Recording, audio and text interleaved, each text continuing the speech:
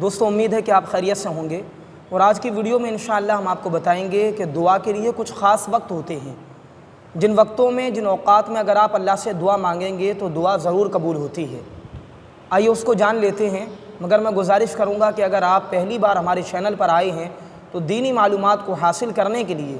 Social media پر Islamic پیغام کو عام کرنے کے لیے ہمارے چینل کو سبسکرائب کر لیں، ویڈیو کو لائک کریں، اور کمنٹ میں اگر کوئی آپ کا سوال ہو تو اسے ضرور کر دیجیے۔ آئیے ہم جانتے ہیں کہ دعا کے لیے قبولیت کے سب سے بہتر کون سے اوقات ہیں، کون سے وقت میں دعا انسان کی جلدی قبول ہوتی ہے۔ نمبر 1، اذان و اقامت کے مابین، اذان ہونے کے بعد سے لے کر کے اقامت تک کے درمیان جو وقت ہوتا ہے، اس درمیان آپ دعا مانگیں اللہ سے، اس درمیان کی دعا اللہ کی بارگاہ میں قبول ہوتی ہے۔ نمبر 2، فرض نمازوں کے بعد، فرض نماز جیسی آپ نے پڑھی نا، 4 رکعت نماز فرض پڑھی، یا 2 رکعت نماز فرض پڑھی، یا مغرب کی 3 رکعت نماز فرض پڑھی، تو فرض نمازوں کے بعد جو آپ دعا مانگتے ہیں تو ایسی دعا بھی اللہ کی بارگاہ میں قبول ہوتی ہے۔ نمبر 3، ختم قرآن کے بعد، یعنی جب قرآن مکمل ہو جائے، تراویح میں ہو یا اس کے علاوہ آپ اپنے گھر میں پڑھتے ہوں، کسی اور کا قرآن مکمل ہوا یا آپ کا مکمل ہوا، ختم قرآن کے وقت جو دعا کی جاتی ہے وہ بھی اللہ کی بارگاہ میں قبول ہوتی ہے۔ نمبر 3، میدان جہاد میں جنگ کے وقت، جنگ ہو رہی ہے اور مسلمان میدان جہاد کے اندر ہیں، ایسے وقت میں جو دعا اللہ سے مانگی جاتی ہے نا، وہ بھی اللہ کی بارگاہ میں قبول ہو جاتی ہے۔ نمبر 5، باران رحمت کے نزول کے وقت، باران رحمت کے نزول کے وقت سے مراد یہ ہے کہ جب بارش ہو رہی ہو اور برسات کا وقت ہو، تو ایسے وقت میں جب کوئی بندہ اپنے رب کے حضور ہاتھ اٹھا کر کچھ مانگتا ہے تو اس کی دعا قبول ہوتی ہے اور اللہ اس کو عطا فرماتا ہے۔ نمبر 6، جب کعبۃ اللہ آنکھوں کے سامنے ہو، یعنی کعبہ معظمہ انسان کی آنکھوں کے سامنے ہو اور وہ کعبہ کو دیکھتا ہو، تو کعبہ دیکھنے کی حالت میں جب بندہ دعا کرتا ہے نا اللہ سے، تو وہ دعا بھی اللہ کی بارگاہ میں قبول ہو جاتی ہے۔ نمبر 7، ایسے جنگل بیابان میں نماز پڑھنے کے بعد جہاں خدا تعالیٰ کے سوا کوئی دیکھنے والا نہ ہو۔ نمبر 7 پر ہے ایسے جنگل میں نماز آپ نے پڑھی کہ جہاں پر سوائے اللہ کے کسی اور نے آپ کو نہیں دیکھا،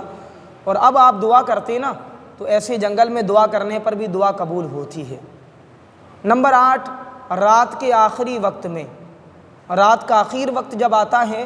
تو ایسے وقت میں جب کوئی بندہ اپنے رب حضور اٹھ کر کے دعائیں کرے تو اللہ اس کی دعا کو قبول فرما لیتا ہے۔ نمبر 9، شب قدر میں، شب قدر کی جو مبارک رات رمضان میں آتی ہے، اس رات میں بندہ جو اپنے رب سے مانگتا ہے نا، اللہ اس کو عطا فرماتا ہے اور اس کی دعائیں اللہ کی بارگاہ میں قبول ہوتی ہیں۔ نمبر 10، عرفہ کے دن، عرفہ کے دن اگر کوئی بندہ اپنے رب سے دعا مانگتا ہے تو عرفہ کے دن اس کی دعائیں قبول ہوتی ہیں۔ نمبر 11، میدان عرفات میں، عرفات کے میدان میں اگر کوئی بندہ دعا کرتا ہے اپنے پروردگار سے، اپنے اللہ سے کچھ مانگتا ہے نا، تو اللہ اس کی دعاؤں کو قبول کر لیتا ہے۔ نمبر 12، جمعہ کی خاص ساعت میں، جمعہ کا جو اوقات ہوتا ہے، جمعہ کا جو وقت ہوتا ہے، اس کی خاص ساعتوں میں جب بندہ اپنے رب سے دعا کرتا ہے تو اللہ اس کی دعا کو قبول فرما لیتا ہے۔ نمبر 13، روزہ افطار کے وقت، افطار کا جب وقت ہو جائے تو بندہ جب روزہ افطار کرنے بیٹھے اور جب بندہ اپنے رب سے دعا کرے تو وہ دعا بھی اللہ کی بارگاہ میں قبول ہو جاتی ہے۔ نمبر 14، سفر حج، یعنی بندہ حج کے سفر پہ روانہ ہے اور اب اس درمیان اگر کوئی دعا کرے گا وہ تو اللہ اس کی دعا کو قبول فرما لیتا ہے۔ نمبر 15، سفر جہاد، بندہ جہاد کے سفر پہ رواں دواں ہے، اب ایسے میں کوئی اللہ سے دعا کرے وہ بندہ تو اللہ اس کی دعا کو قبول کرتا ہے۔ بیماری اور سفر کی حالت میں جب کوئی بندہ دعا کرتا ہے تو اللہ اس کی دعا کو قبول فرماتا ہے۔ اور اخیر میں مسلمان بھائی کی دوسرے مسلمان بھائی کی عدم موجودگی میں دعا کرنا، یعنی ایک مسلمان بھائی جب دوسرے مسلمان کی غیر موجودگی میں اس کے لیے دعا کرتا ہے تو اللہ اس کی دعا کو قبول فرماتا ہے۔